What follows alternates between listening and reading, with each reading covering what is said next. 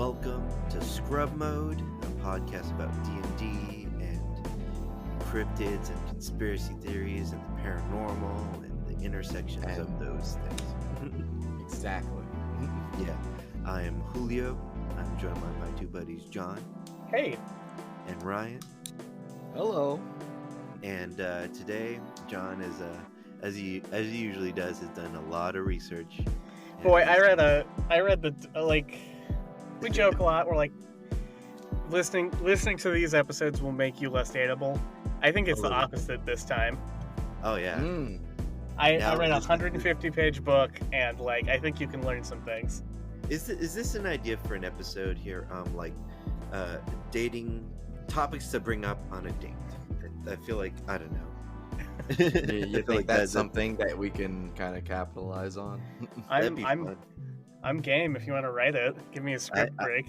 I mean, I think the format of that episode will be like we each bring up like 3 topics, and we just run them by each other as like topics that you would have brought up on when you're starting to date someone, you know. I don't know. That kind of format. I don't know. I'm getting off the wheels here, off the rails, but yeah. He's going wild, folks. Watch out, Julio's on the run. Oh man, but yeah. Anyway, we're talking about a guy who had relations. Yeah, alien, right? Allegedly. I tipped my hand because again, I was going I was going a little nuts. I was going a little nuts reading this book, so I had to tell you. But yeah, we are talking about Elizabeth Clarer and the man from Meton. Ooh. Oh. Yeah. The man from Meton. Meton. This is Meton, Uton, Uston. Heton, Sheton, Weton. This is some It's second grade, dude. I would call this like paperback romance situation. Oh here. yeah. It's the kind of book that you flip over and the summary on the back is all like, he came from another planet and their love was out of this world. You guys are so close. You have no fucking idea. I'm furious. There's a little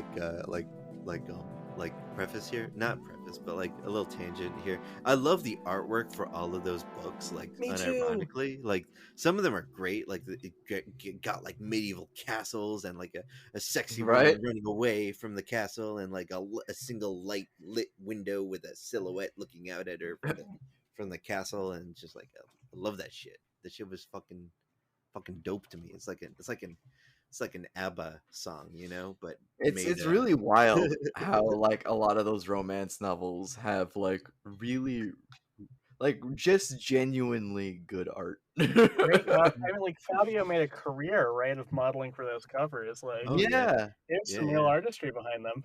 Absolutely. You cannot understate how many long flowing blonde haired muscular dudes are on these. Oh yeah, I feel like this is a gathering card almost, you know. Yeah, I'm very proud of us because like so much of D&D owes its history to big blonde shirtless dudes standing in front of castles and stuff like that on the cover of paper books. Like, I'm so glad that we're respecting our sister genre on the bookshelf of romance novels right now. Absolutely. Oh yeah, like no lie. I remember back in the 90s where I would visit like the local grocery store and they would have these on the little spinny racks near the registers, and I would just look through them and it's just like I just look at the covers and it was always the same thing, but I always thought like, wow, this is just really nice to look at. Yeah, I think I remember one where it was like the man and the woman are just riding on like a black stallion through like a sunset beach, and I was like, this is a nice painting. Yeah, absolutely. And we've talked about Chuck Tingle, like ad infinitum, which is like going into the extreme of like the parody of it all. Oh but yeah. But yeah, like he walks the walk and talks the talk. Like I love that guy's brilliant. Oh yeah, that guy's brilliant. That guy can. He became incredibly famous. Yeah, he can spin a yarn. I tell you, man. And fast. and very fast. Yeah. Um, Like he has tons of books, and I say that with air quotes, but no, I mean, like, they're but not they're long, books. but they're books. Yeah, they're books. And he seems to be a very cool dude for whatever it's worth. Absolutely. Anyway, this guy. You guys want to hear about a woman fucking an alien? Yeah, no, I'm down. Not more than anything. So our main source is of course Elizabeth Clare's autobiography, published in 1980, called "Beyond the Light Barrier." Oh wow, this is a magazine. No, this is an autobiography, which I read. I'm going to have to rename my campaign. Yeah, it's so good. It's a good title. They stole the title. It's got that Grant Morrison kind of a streak, you know what I mean? It really does, yeah. Anyway, born in 1910 South Africa, Elizabeth Clare, Liz Clare. I'm going to use all the names. Liz and her sister Barbara were feeding their Sealyham Terrier puppies when they witnessed a big silver disc bathed in pearly luster swooping over them. And then they saw a giant orange meteor that allegedly got so close they could see all the craters on it. Whoa, that's way too close. It's way too close, yeah. Just want to. It's either way too close or it was way too big. I just want to acknowledge the use of the word luster. I love that word. Yeah, I feel like silver luster. Was that the? Yeah. Wow. I mean, luster is one of those really good words that you can just toss in, and it kind of spices up a sentence really well. It's great. Just don't use it too much. Exactly. Like most good things, they're terrible in excess. Yes. Well, it's boy. Be glad you didn't read the book then. Oh no! They're lusting for some luster, man. So this lustrous disc rushed to meet the meteor or whatever it was, and started pacing it, and used wiggly waveforms to guide it away. Like the waves looked like a heat distortion, and it flew it away, leaving only a smoke trail in its wake. That's awesome. Ryan, Julio. So it saved the Earth, essentially. Yeah, it saved the Earth, exactly. Saved us. We didn't even know it. Didn't even know. Well, Barbara and Elizabeth knew it, and what was the first thing you think they did after seeing this amazing thing? They just ran right at it, didn't they? They just went right for it to investigate. They didn't even freak out. They're just all like, I would like to have sex with whatever's in that. There's 7. There's 7, Ryan. Oh, I missed that part.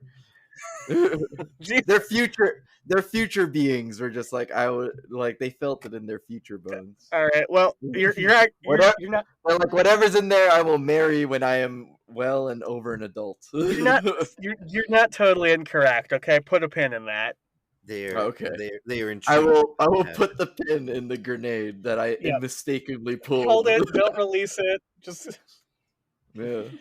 Well, what they actually did, because again they were 7, was they ran to go tell their parents. Okay. Okay. You know, that was my second guess. Yeah, of course. That was your second guess, sure. After I was told that they were 7 again, I was just like, I missed that part. I got lost in the luster speak. Yeah. They were in a scene that is, I can't help but picture as like the most colonial thing ever, because again, these are white people in 1910 South Africa. Their parents were on their veranda on their farm. Oh, so they're Afrikaans with like a K. Afrikaners, and 15 A's and an N. Yeah. I don't think they're Afrikaners, because I don't think they're Dutch. Like they're very clearly English, and we'll get to it. Oh, so I don't know enough about South Africa. I think Afrikaners is